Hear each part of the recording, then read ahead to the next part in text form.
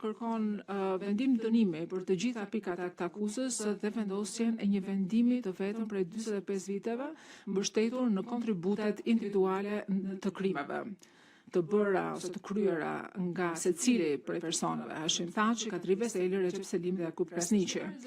Këto krime një shpjegoi, citoj, 25 vite dhe asnjë përgjigje. Dhe ne nuk dim çfarë ka ndodhur dhe kjo është ajo çfarë të vret më shumë. Përfundimin citimi. Dëshmitari 04368 dha dëshmi që pasi një prej të afërmve të tij u mor nga UÇK-ja për t'u marrë në pyetje, familja nuk e pa më asnjëherë të afërmin e tyre. Familja në mënyrë të vazhdueshme i ka kërkuar UÇK-s informacion, por asaj nuk e dha asnjëherë asnjë lloj informacioni. Ai dëshmoi, citoj, kjo ka qenë shumë e vështirë për mua dhe për gjithë familjen time. Nuk e di, unë nuk e di, ne nuk e dim se pse morën atë, për çfarë arsye, se ku e dërguan atë. Kur ti e merr dikën nga shtëpia e tij pa asnjë arsye, nuk mund të japësh asnjë shpjegimi për këtë. Fundi i citimit. Se dhe sot e kësaj dite, kjo familje vazhdon që të vuaj në mungesë të pasjes një fundi.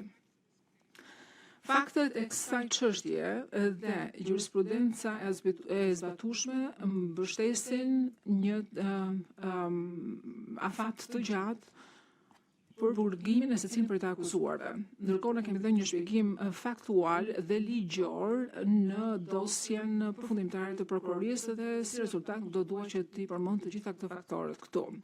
Ndërkohë që kolegët e mi do të vazhdojnë me prezantimet e tyre dhe do të trajtojnë disa prej argumenteve të mbrojtjes, ne i qëndrojmë asaj çfarë kemi përshtruar në dosjen tonë që ne i qëndrojmë faktit që ne kërkojmë dënimin e personave konkret. Pra ne nuk kërkojmë një dënim për shtapin e përgjithshëm, por për persona konkret.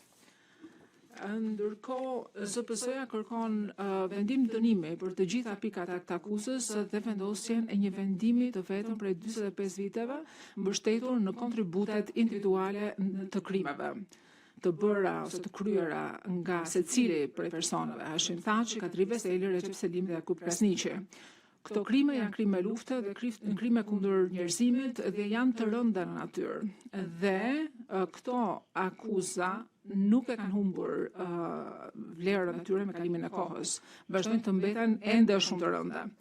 Për pjesën tjetër të kohës kemi dispozicione si prokurori, kolegët e mi do të vazhdojnë që të diskutojnë për përgjegjësinë e të akuzuarve për krimet akuzuara në akt akuzë.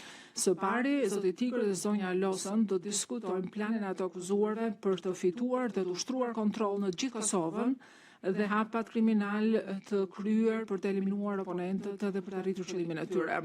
Zoti Paç më pas do bëjë një përmbledhje të modeleve të krimeve, përfshirë këtu persekutimin, trajtimin mizor, ndalimin arbitrar, torturën, vrasjen dhe zhdukjen me forcë, të cilat kanë ndodhur në autoritetin e të akuzuarve në përputhje me qëllimin e tyre të përbashkët kriminal.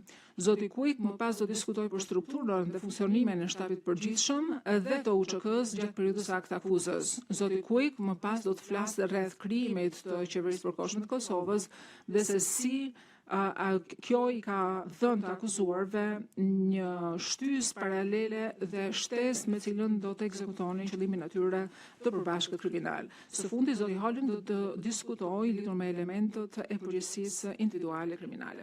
Faleminderit shumë nderuar gjykatës për